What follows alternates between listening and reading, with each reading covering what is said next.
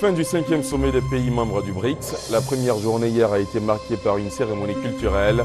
Environ une quinzaine de chefs d'État africains dont le président Ouattara ont pris part aux travaux de la rencontre.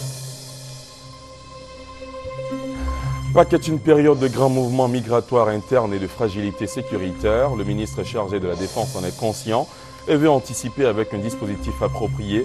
Paul Kofi Kofi s'est également prononcé sur la situation sécuritaire à l'Ouest où, dit-il, le calme est revenu.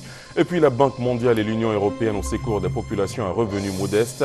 Leur branchement au courant électrique est désormais fixé à 20 000 francs CFA contre 85 000 francs. Coût moyen de branchement toujours en vigueur, 60 000 nouveaux abonnés sont concernés. Voilà pour le sommaire, il est 20h à Abidjan et partout en Côte d'Ivoire. Bonsoir à tous et bienvenue si vous nous rejoignez sur RTI 1. La première journée du sommet des pays membres du BRICS, Brésil, Russie, Inde, Chine et Afrique du Sud, a été marquée par une cérémonie culturelle. Les chefs d'État africains invités à ce sommet, dont le président Ouattara, se sont retrouvés avec à leur côté la présidente de la Commission de l'Union africaine, Dlamini Zuma. Avant de se rendre à cette cérémonie, ces chefs d'État, environ une quinzaine, ont pris place avec les 5 dirigeants des pays qui composent le BRICS pour assister à des spectacles aux couleurs sud-africaines organisés en leur honneur. J'ajoute que les dirigeants des pays émergents des BRICS, réunis à Durban en Afrique du Sud, se sont mis d'accord hier pour créer une banque de développement commune destinée à financer des infrastructures. Reportage. C'est l'image forte de ce 5e sommet des BRICS. L'union des dirigeants des 5 puissances émergentes, Chine, Inde, Russie, Afrique du Sud et Brésil, pour la création d'une banque de développement. Une institution pensée comme une alternative à la Banque mondiale pour financer des infrastructures et faire face à une éventuelle crise bancaire. Nous avons décidé d'ouvrir des négociations formelles pour fonder une nouvelle banque de développement menée par les BRICS, destinée à nos propres besoins en infrastructures qui sont considérables, environ 4,5 000 milliards de dollars ces 5 prochaines années. Alliance de forme, mais divergence de fond. Les BRICS se sont quittés sans s'entendre sur le financement de cette banque qui devrait être dotée de 50 milliards de dollars. La question est renvoyée au prochain sommet du G20. Autre dossier abordé mais concrétisé cette fois, la création d'un conseil économique. Il devrait renforcer les relations commerciales entre les BRICS qui produisent le quart du PIB de la planète. Today, total intra-emerging market trade between the 5 BRICS economies sits 390 billion US dollars. The target is to take that by 2015 to 500 billion US dollars. Bilan en demi-teinte pour ce 5e sommet des BRICS, mais avec une ligne directrice toujours plus forte au sein des pays émergents, devenir une alternative sérieuse aux puissances occidentales. Retour à Abidjan, l'année 2013 s'annonce sur de bons auspices pour la Côte d'Ivoire. Le pays rejoint le cercle vertueux des pays à forte croissance. Bilan reluisant fait ce soir même à la primature par Michel Lazare, sous-directeur du département Afrique du FMI et l'ensemble des membres de la mission de la 3e revue du programme économique et financier de la Côte d'Ivoire. Le point avec Alvaro Hassan. Selon le Premier ministre Daniel Kablan-Duncan, les échanges entre les autorités ivoiriennes et les équipes du Fonds monétaire international, Banque mondiale, Banque africaine de développement ont été fructueux.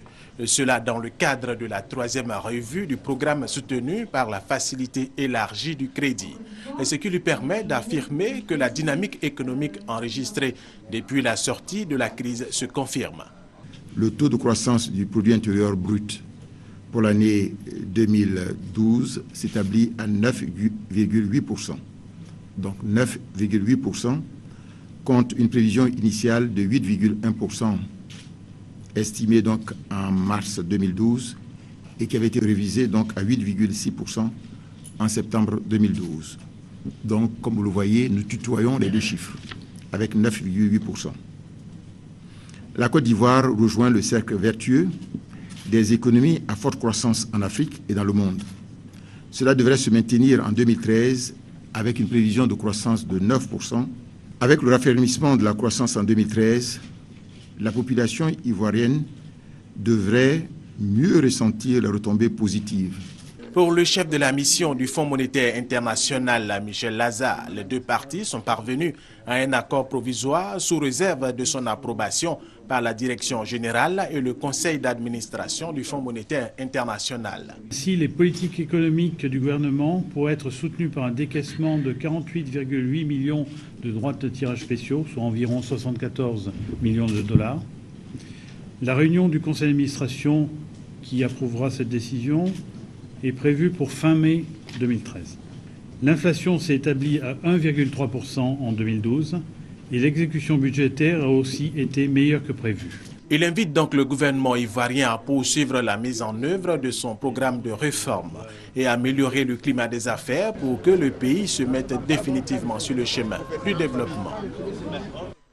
Elle sera lancée demain, l'opération de pré-souscription ou de commercialisation des logements sociaux. La question du logement fait partie des préoccupations majeures du gouvernement, vous le savez. Il faut environ 400 000 maisons pour résoudre le déficit de logement en Côte d'Ivoire. On en parle de fond en comble dans un instant avec le ministre de la Construction, de l'Assainissement et de l'Urbanisme, Mamadou Sanogo, l'invité de ce 20h. Mais avant, suivons l'état des lieux de la question du logement en Côte d'Ivoire. C'est avec Francis Boifo. Des logements modernes à moindre coût et répondant aux normes de développement durable. C'est l'ambition affichée du gouvernement pour résoudre la crise du logement en Côte d'Ivoire. Il faut 400 000 maisons pour pallier ce déficit et le gouvernement en est conscient. Il multiplie les actions d'acquisition de terrain et de mobilisation des opérateurs économiques. Résultat, plus de 2000 hectares de terrain sont acquis sur l'ensemble du territoire national. Plusieurs hectares sont techniquement investis et viabilisés avant de les mettre en valeur. Selon le ministre de la Construction, du Logement, de l'Assainissement et de l'Urbanisme, Mamadou Sanogo, au moins 60 000 logements sont attendus d'ici à 2015, avec 10 000 à l'intérieur du pays et 50 000 dans l'agglomération d'Abidjan. Bénéficiaires de ces maisons, les jeunes Ivoiriens âgés de 25 à 40 ans révolus et dont le revenu mensuel du ménage n'excède pas 400 000 francs CFA. Le candidat aux logements sociaux ne doit pas être propriétaire ou copropriétaire d'un logement en Côte d'Ivoire. Il peut être salarié du secteur privé ou public ou exercer une profession libérale du secteur formel ou informel à revenus réguliers ou irréguliers, avoir un compte contribuable à jour et un compte bancaire. La cérémonie de lancement de l'opération de pré-souscription ou pré-commercialisation des logements sociaux et économiques aura lieu ce jeudi au siège de la Société ivoirienne de construction et de gestion immobilière SICOGI à Adjamé.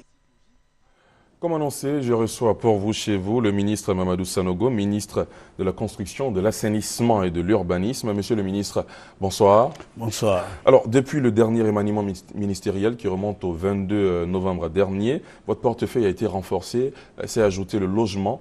Pourquoi c'est maintenant seulement que vous décidez de lancer cette opération? Merci, monsieur Diarasouba. Je voudrais vous dire que, quand même, ce dossier est un pan important du programme du président de la République. Nous devions donc prendre notre temps. C'est seulement 4 mois, ce n'est pas grand-chose, même moins de 4 mois. Mais pour véritablement réfléchir et mettre en œuvre l'ensemble des actions que nous allons dérouler. Et c'est ce qui a été fait.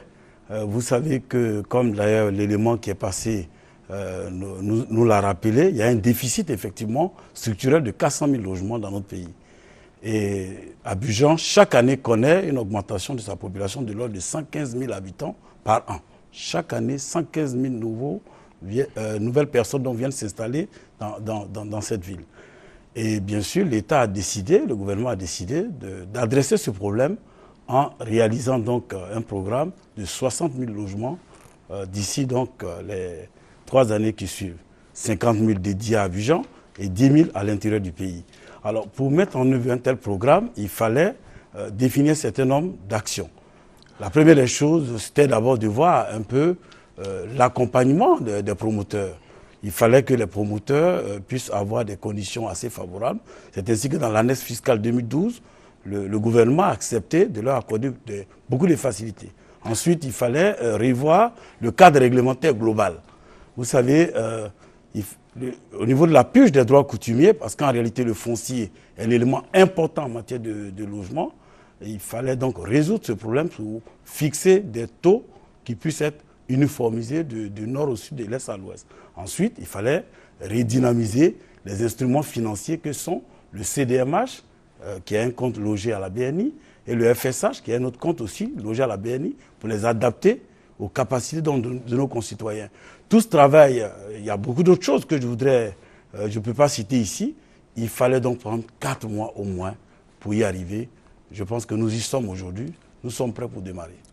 Alors, comment doit-on comprendre cette opération dite de pré-souscription ou de commercialisation? Qu'est-ce qu'on doit comprendre par ces termes? Oui, je vais y arriver. C'est très important votre question, mais il est toujours bon que je revienne en arrière pour bien situer nos concitoyens. J'ai dit tout à l'heure qu'il était important qu'un certain nombre de conditions donc, soient réunies, notamment redynamiser les instruments financiers. Je vous ai parlé du CDMH. C'est un compte qui est logé à la BNI qui permet donc aux banques de refinancer, de se refinancer quand elles veulent donc octroyer des prêts à long terme à nos concitoyens. Le FSH est un compte qui aussi se trouve à la BNI, un fonds, le Fonds national pour l'habitat social, qui permettait de réaliser les habitats à l'intérieur du pays. Mais nous l'avons adapté aujourd'hui à la majorité. C'est-à-dire nous avons créé au sein du FSH un guichet de cautionnement. Vous savez que tous nos concitoyens qui sont du secteur informel, c'est-à-dire tous les acteurs des petits métiers, ne sont pas éligibles au niveau des prêts bancaires. Avec ce mécanisme, toutes ces personnes, mécaniciens, paysans, etc., maçons et autres, sont éligibles au système bancaire désormais. Alors, au vu de tous ces instruments qui ont été mis en place, nous nous sommes dit que nous sommes prêts, mais il faut maintenant définir une stratégie. Fallait-il produire d'abord le logement avant d'aller chercher l'acquéreur, ou fallait-il partir de la connaissance précise, de l'attente donc du demandeur? Qu'est-ce que vous avez choisi? Nous avons choisi bien sûr la pré-souscription ou la pré-commercialisation, qui n'est rien d'autre qu'une connaissance précise de la demande. Qu'est-ce que l'Ivoirien veut? Où est-ce qu'il veut la maison? À combien peut-il l'acheter? Donc cette vaste opération qui a été donc définie va être lancée à partir de demain matin. Donc, comme votre élément l'a dit, à Djamé, donc à l'immeuble Mirador, et en présence donc de pratiquement tous les membres du gouvernement qui sont annoncés là. L'opération sera présidée par le secrétaire général du gouvernement, le secrétaire général de la présidence, le ministre d'État Amadou Gon Coulibaly. Est-ce que vous êtes en train de dire que vous avez suffisamment d'argent pour lancer cette opération? Oui, mais toutes les conditions sont réunies. Et là, vous me donnez l'opportunité de mieux situer nos concitoyens. Toutes les conditions sont réunies parce que vous avez suivi avec nous le lundi, et d'ailleurs, c'est sur votre chaîne que j'ai eu l'information. Je dis, les banquiers se sont engagés. L'APBF a décidé d'accompagner le mouvement. L'ensemble des autres acteurs, que ce soit les architectes, les urbanistes, les géomètres experts, en tout cas, tous ces acteurs se sont engagés. Toutes les conditions, donc, comme je vous l'ai dit, sont réunies aujourd'hui et nous avons lancé un appel à manifestation d'intérêt auprès donc, des promoteurs immobiliers. Je peux vous dire aujourd'hui que j'ai été surpris de voir qu'alors que la Côte d'Ivoire ne compte que traditionnellement une quinzaine, une vingtaine de grands promoteurs, nous avons reçu 91 demandes. Et quand nous avons lancé aussi l'appel à manifestation d'intérêt à l'attention des constructeurs, nous avons, quand j'ai quitté mes bureaux, 674 constructeurs qui nous donnent des preuves de leur capacité d'autofinancement. Vous savez, en réalité, l'État a un rôle, je vais dire, de régulateur, un rôle d'encadreur, un rôle d'arbitre. L'État n'est pas le constructeur. Le rôle du gouvernement, c'est de faciliter la tâche. Or, je peux vous dire que la matière première la plus importante, c'est le foncier. Et votre élément l'a dit tout à l'heure, il parlait de 2000. Mais je peux préciser que suite à la dernière note qu'on m'a transmise, nous sommes à 2200 hectares qui sont totalement à notre disposition aujourd'hui. Or, quand vous avez déjà le foncier... Donc vous avez suffisamment de réserves foncières? Nous avons les réserves foncières pour donc attaquer ce problème. Et sur ces 2200 hectares, il y a un peu plus de 700 qui nous ont été donnés à titre gracieux. Et je profite de votre antenne pour remercier, mesdames et messieurs, les préfets, mesdames et messieurs les maires, qui, en tout cas, ont fait des efforts pour nous mettre plus de 700 hectares à disposition. Donc voici un peu les raisons pour lesquelles je peux rassurer que nos concitoyens peuvent venir massivement à la pré-souscription, qui n'est rien d'autre qu'une opération où des guichets leur sont ouverts, ils peuvent donc venir exprimer leurs besoins. Où est-ce qu'ils veulent le logement? Dans quel quartier d'Abidjan ils le veulent? Est-ce qu'ils veulent des logements à l'intérieur du pays? Parce qu'il faut aussi préciser qu'en réalité, les 107 chefs-lieux de département sont concernés et tous ces chefs-lieux de département vont recevoir un programme. Tout dépendra du nombre de souscripteurs et c'est le lieu aussi pour nous de dire aux leaders d'opinion, les députés, les maires, etc., les responsables politiques, qu'ils doivent mobiliser, en tout cas, tous leurs concitoyens, je veux dire les administrés, à l'effet qu'ils viennent massivement à ces guichets. Monsieur le ministre, vous avez parlé tout à l'heure de la pré-souscription et la pré-commercialisation. Comment elle va se passer? Mais non, concrètement, c'est le même mécanisme? Non, c'est la même chose. Vous utilisez le thème que vous voulez. Ce n'est rien d'autre qu'une pré-commercialisation. Les Ivoiriens viendront à des guichets, viendront dire « je veux un logement social, je veux un logement de tel type, peut-être de 5 millions à 10 millions, ou un logement de 10 millions à 15 millions, parce qu'il faut dire, dans la définition du logement social et économique, le logement social part de 5 millions à 10 millions, et le logement donc, économique part donc de 10 millions donc, à 15 millions.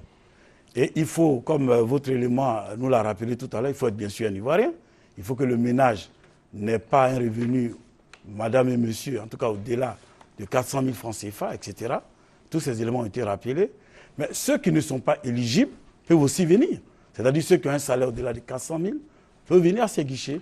Parce que des guichets ont été ouverts pour leur permettre de demander des terrains donc, aménagés où ils veulent réaliser donc, des logements individuels, des plans de leur choix, ou alors demander aussi des logements de standing. Tout cela est possible. D'accord, vous venez de parler de ceux qui ont 400 000 francs. Ça nous permet en même temps de terminer avec cette question. Pratiquement, qui peut souscrire à cette opération? Non, je pense que ça a été rappelé. Il faut être ivoirien. Il faut que le salaire soit en deçà de 400 000.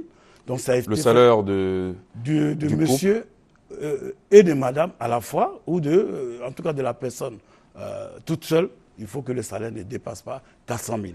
Le président de la République, en s'engageant donc sur ce point de son programme, a voulu aider la majorité, a voulu aider, j'allais dire, les plus démunis, et donc c'est vraiment encadré. Et ça touche toutes les couches sociales? Toutes les couches sociales sont touchées, et puis même c'est l'occasion aussi de rassurer les concitoyens. Beaucoup nous disent, oui, mais monsieur le ministre, est-ce qu'après, les riches là ne vont pas venir massivement acheter ces logements, et puis après, bon, les faire louer ou spéculer avec? Je peux rassurer que toutes les dispositions ont été prises. Il y a un système informatique en arrière-plan pour vérifier après qui est éligible, qui ne l'est pas. Donc, je profite pour demander à tous nos concitoyens que demain, c'est le lancement pour Abidjan. Le 5, c'est le lancement à l'intérieur du pays. Et les opérations à l'intérieur du pays auront lieu dans les mairies, des chefs-lieux de département. Il faut venir, il ne faut pas venir avec des a priori. Vous aurez l'opportunité donc d'accéder à ces logements. L'autre élément aussi important, ce sont toutes ces personnes qui ont un revenu ou un salaire qui est un peu bas et pour lesquelles la quotité cessible, c'est-à-dire le tiers du salaire. Le tiers du salaire ne permet pas de couvrir les traites. Ces personnes-là peuvent s'adresser à, je veux dire, un aval, un parent, un proche, qui est prêt donc à les aider. Tout ce mécanisme a été prévu par le gouvernement et accepté. Bien sûr, les dispositions sont prises pour que celui qui aide ne soit pas le propriétaire, parce que la maison ne peut pas être cédée ou les actes ne peuvent pas être établis au nom donc, des autres personnes, au-delà, ou du moins avant 5 ans. Donc tout est fait pour que cette fois-ci les Ivoiriens aient des logements. Il faut venir massivement. Merci à vous, monsieur le ministre, d'avoir accepté notre invitation. Je rappelle que vous êtes le ministre de la Construction, de l'Assainissement et de l'Urbanisme. Avec vous, on a parlé du lancement demain de l'opération de pré-souscription ou de commercialisation des logements sociaux. Merci, M. Darasouba. Autre sujet, la fête de Pâques, période de grands mouvements migratoires internes et de fragilité sécuritaire. Le ministre auprès du chef de l'État chargé de la Défense en est conscient et veut anticiper avec un dispositif approprié. Paul Kofi Kofi s'est également prononcé sur la situation sécuritaire à l'Ouest où, dit-il, le calme est revenu. Les précisions d'Adama Kone. Au ministère de la Défense, les responsables ont monté la garde. Objectif, barrer la route aux coupeurs de route et autres malfrats qui troublent la quiétude des populations. Nous avons mis en place un dispositif qui est maintenant rodé avec l'état-major, la gendarmerie et la police nationale. Donc, hier d'ailleurs, nous avons fait une réunion avec l'ONUCI et l'ICOL pour examiner ce dispositif qui rentre dès aujourd'hui en ligne de compte, où il va avoir de façon simultanée et en montée en puissance une couverture des axes, les principaux axes routiers, très circulés par ces périodes de fête, les gares routières, et aussi une présence physique au niveau des lieux de culte dès le jeudi, vendredi. Et on va continuer cela jusqu'à une semaine après la fête pour que la population soit rassurée et qu'elle puisse vaquer à leurs occupations, mais aussi aller à leur lieu de culte et faire le voyage pour manifester leur joie. Voilà pour ce qui concerne le dispositif de prévention. Que dire du foyer de violence enregistré à l'Ouest? Pour le ministre en charge de la Défense, 3 raisons expliquent la situation. Les attaques à l'Ouest actuelles ne sont pas du même type que les anciennes. Il faut noter que les attaques actuelles sont liées à un certain nombre de phénomènes. La première chose, c'est que en période, j'allais dire, de sécheresse entre 2 saisons, vous avez le niveau du fleuve Cavally qui baisse. Donc ce niveau du fleuve Cavally qui baisse permet à certaines personnes mal intentionnées, notamment des miliciens ou des mercenaires qui sont, je dirais, en manque d'activité, de venir opérer sur nos territoires en traversant très facilement le Cavally pour venir faire simplement, j'allais dire, de la razzia. Simplement, ils arrivent dans les villages, ils incendient les villages, ils prennent à manger, ils prennent la nourriture. Et c'est vraiment du banditisme pur et simple pour des gens qui n'ont pas à manger et qui viennent le faire. Donc ça, c'est la première raison. La deuxième raison, c'est que vous avez des problèmes fonciers qui aujourd'hui, avec le retour des exilés de nos compatriotes de l'autre côté du Libéria, reviennent et souvent trouvent que leurs terres ont été occupées ou vendues. Donc certains vont chercher des mercenaires et des miliciens à vil prix pour venir régler les comptes. Malheureusement, cela entraîne ce que vous constatez, à savoir des pertes en vies humaines inutiles. Donc il faut le noter, c'est dommage, je le dis, ce sont nos propres frères qui se livrent à cela. Ça va être des Ivoiriens qui vont chercher des miliciens ou des mercenaires pour venir s'attaquer à des Ivoiriens ou à des populations allochtones ou allogènes. Et la troisième raison, c'est par rapport à l'environnement politique, notamment électoral, où il y a certains qui ont des comptes à régler. Vous avez malheureusement certains candidats ou alors certaines populations qui croient que la situation est comme avant ou alors penser pour faire revenir l'ancien régime et ne sont pas contents et se livrent à ces actes contre d'autres Ivoiriens.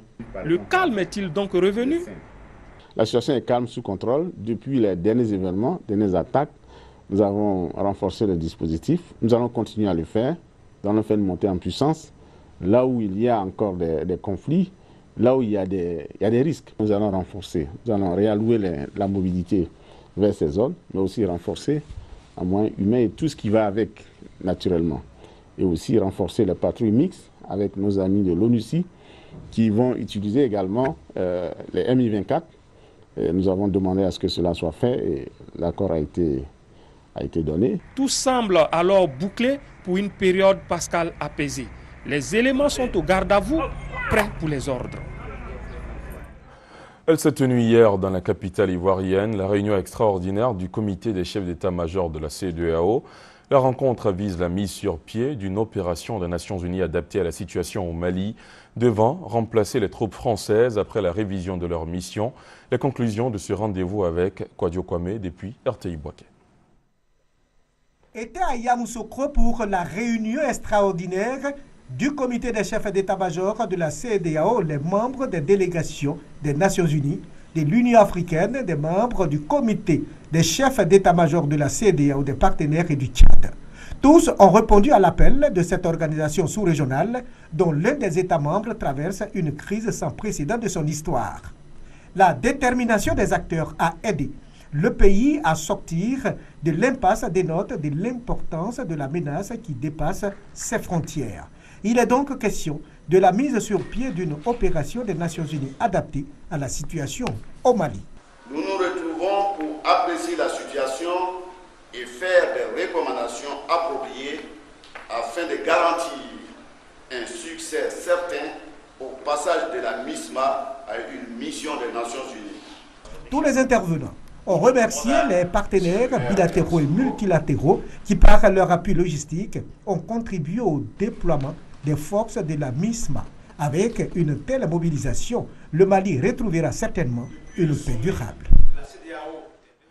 Maître Afoussiata Bamba Lamine est depuis quelques jours au Burkina Faso. Après un tête-à-tête hier avec le Premier ministre du Faso, Luc Adolphe Tiao, la ministre ivoirienne de la Communication a échangé aujourd'hui avec le premier vice-président de l'Assemblée nationale, Nabo Kanidoua. Les deux personnalités ont longuement échangé sur les sujets relatifs au traité d'amitié et de coopération ivoiro-burkinabé signé le 29 juillet 2008. En tant que députée, la ministre ivoirienne de la Communication a dit sa satisfaction d'avoir été reçue par l'honorable Nabo Kanidoua pour ses échanges d'expérience. Une visite de l'hémicycle burkinabé a mis fin à cette visite de courtoisie.